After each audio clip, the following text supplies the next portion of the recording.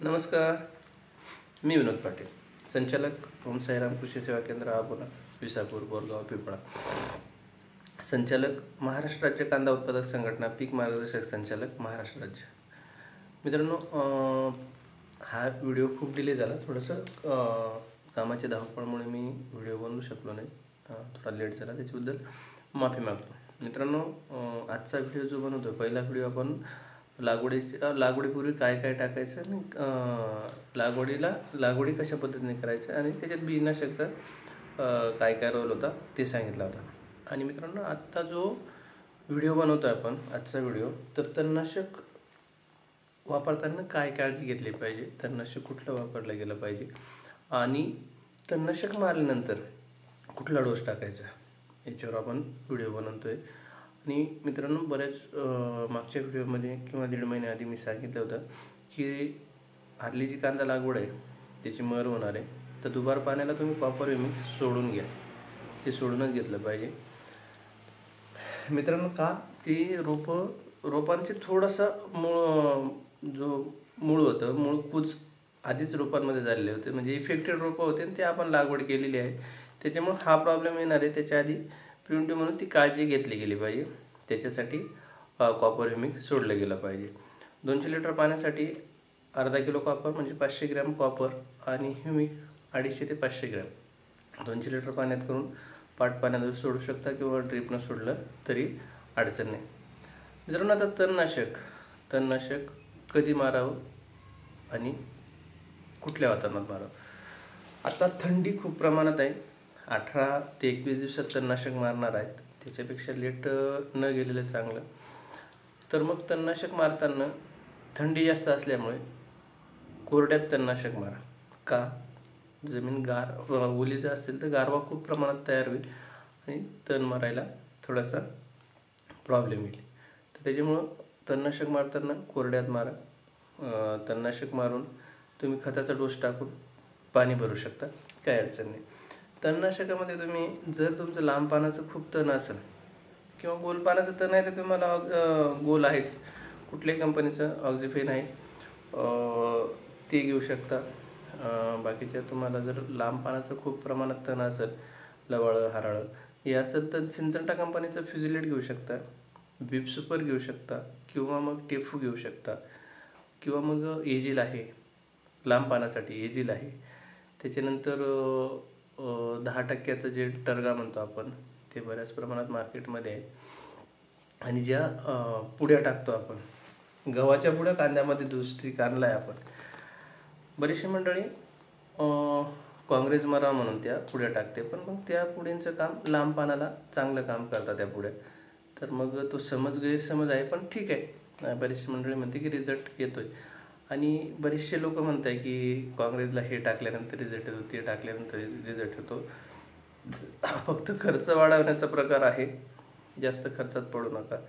काँग्रेस जर फक्त टिकलीवर असेल, आपल्या भाषेत टिकलीवर असेल किंवा 1 पानावर 2 पानावर तर काँग्रेस मरू शकतो. तर 3-3, 4-4 पानावर जर काँग्रेस आला असेल आणि आमच्यासारखे दुकानदार सांगत असतील याच्यात हे टाकल्यानंतर काँग्रेस मरतं, त्याच्यात ते टाकून, सहसा करून कितपत योग्य आहे हे तुम्ही ठरवा.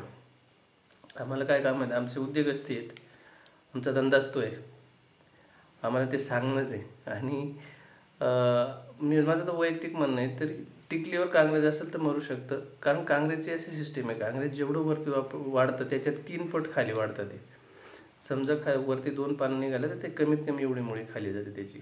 तर टिकलीवर राहिलं तर ते मरू शकतं. पण 3-3 पानावर आलं तर काँग्रेस सहसा करून करपटल, परत फुटल. आणि थंडी जास्त असल्या कारणाने तणनाशक कोरड्यातच मारा. तणनाशक मारताना बॅक साईडला म्हणजे पाठीमागच्या बाजूला चालून मारलं तर अतिउत्तम राहील. म्हणजे उलटं, म्हणजे जे आपण जिथं पाय ठेवतो, तणनाशक पुढं जर मारत चाललो आणि जिथं पाय ठेवला तर पायाला चिटकतं आणि ते तणनाशकचा तिथला इफेक्ट कमी होतो आणि तिथले तण राहून जातात. बरेचसे मंडळी शिकार पंपानं मारतात आणि शिकार पंप 20 ते 22 लिटरचे आणि पाठीमागच्या बाजूला चालणं थोडं त्रासदायकच आहे. पण मग कुछ पाने के लिए कुछ खोना पडता है, थोडंसं त्रास होईल. पण बॅक साईडला मागच्या बाजूला चालून तणनाशक मारताना मागच्या बाजूला चालताना तणनाशक मार. तणनाशकाचे जे प्रकार आहे मी तुम्हाला सांगितलं. गोलमध्ये एकच प्रकार आहे, म्हणजे गोल पानाचं तण मारतं ते बीजनाशक आणि तणनाशकाचं काम करतं. आणि टर्गामध्ये बरेच सारे प्रकार आहेत. टर्गामध्ये बरेच सारे प्रकार आहेत. जे फिजिलिट आहे 13.5%.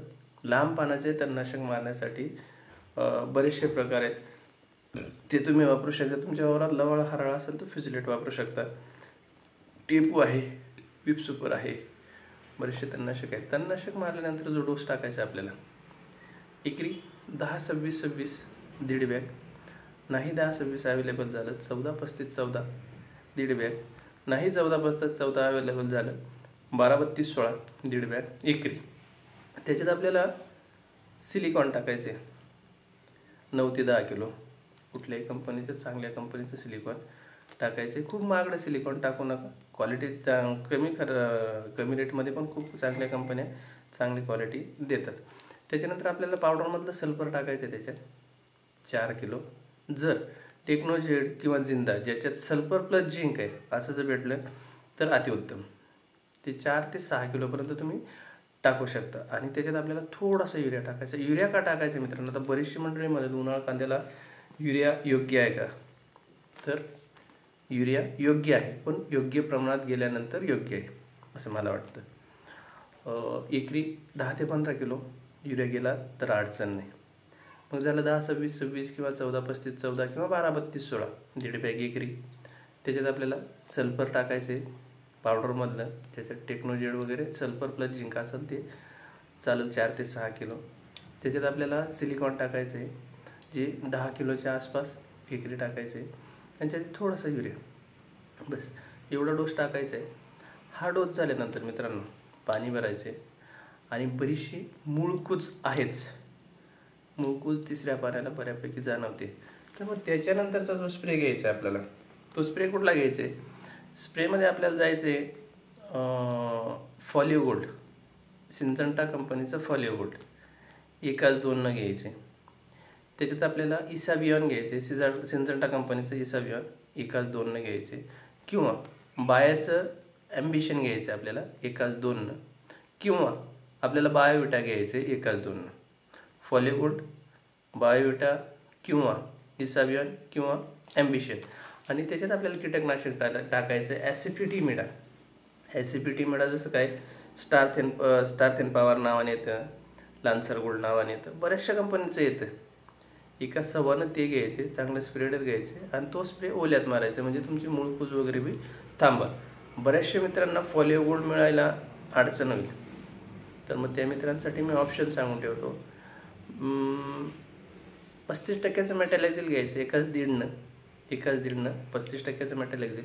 त्याच्यात आपल्याला M45 टाकायचे 1-2 मेटॅलेक्झिल 35% 1-1.5 M45 1-2. त्याच्यात आपल्याला लान्सर गोल्ड घ्यायचे 1-1.25, म्हणजे ॲसिपिटिमिडा जे ते 1-1.25 घ्यायचे. त्याच्यात आपल्याला एक ॲमिनो ॲसिड घ्यायचे, जसं काही इसाबियॉन, जसं मी मॅक्स ॲमिनो ॲसिड सांगितलं, इसाबियॉन झालं किंवा ॲम्बिशन झालं किंवा एखादं चांगलं ॲमिनो ॲसिड घेऊ शकता. त्याचं प्रमाण तुम्ही 1-2 घ्या किंवा जसं प्रमाण असेल तसं. आणि त्याच्यात आवर्जून आपल्याला मॅग्नेशियम सल्फेट टाकायचं 1-2 ते 2.5, म्हणजे ती मरकुजला जो प्रॉब्लेम आहे तुमचा तोही थांबल, करपा बी थांबल आणि कांद्याला पोषण पण होईल, थ्रिप्सचं काम होईल. म्हणजे सर्व जो प्रारंभिक पिरियडमध्ये जो पाहिजे ट्रेसमधून बाहेर काढण्याचा स्प्रे, ह्या स्प्रेपैकी कुठलाही स्प्रे घेऊ शकता. वातावरण ढगाळ होते त्याच्यामुळे स्प्रे तर घ्यावाच लागणार आहे. आणि जसं मी मागच्या व्हिडिओमध्ये इंस्टाच्या व्हिडिओमध्ये सांगितलं होतं इंस्टाच्या व्हिडिओमध्ये सांगितलं होतं की बरीचशी मंडळी लागवडीच्या वेळेस मायक्रोन्यूट्रन टाकताय, झाईम टाकताय, याची गरज वाटत नाही. कारण कांदा लागवडीनंतर त्याला जीव धरायला 7-8 दिवस लागतं.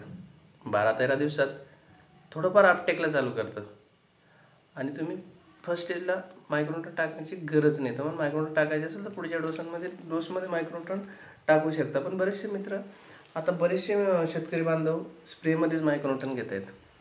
स्प्रेमध्ये मायक्रोन्यूट्रन घेत आहे, चांगली अवेलेबिलिटी दिली, चांगलं जर वरून तुम्ही स्प्रेमध्ये मायक्रोन्यूट्रन दिलं तर खालून मायक्रोन्यूट्रन गेलंच पाहिजे असं मला वाटत नाही. जर 1500-2000चे मायक्रोन्यूटन घ्यायचे खालून टाकायला, जर त्याच्यात तुमचे 5 स्प्रेमध्ये 5 मायक्रोन्यूटन जातात तरी अवेलेबिलिटी होते, असं माझं येड्याचं म्हणणं आहे, असं माझं वेड्याचं म्हणणं आहे.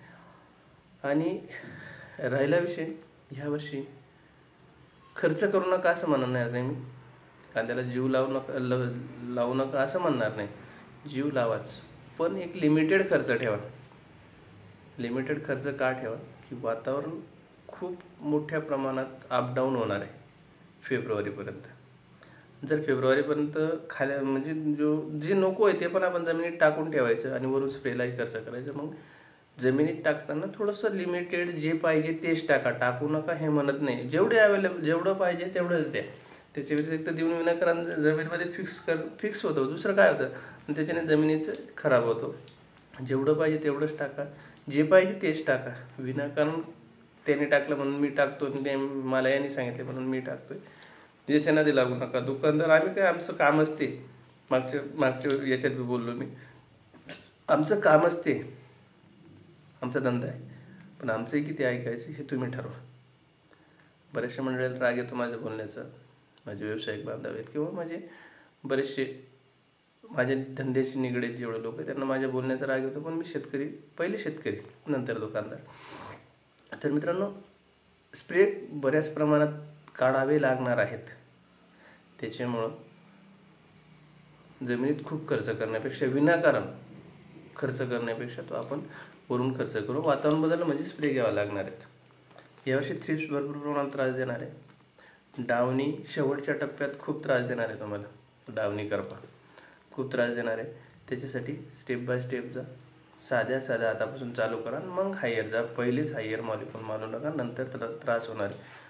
पहिल्या स्टेजमध्ये तुम्ही सल्फर, मेन्कोजेब, कार्बोडायझेब, मेटॅलेक्झिल ह्या गोष्टींकडे लक्ष द्या पहिले.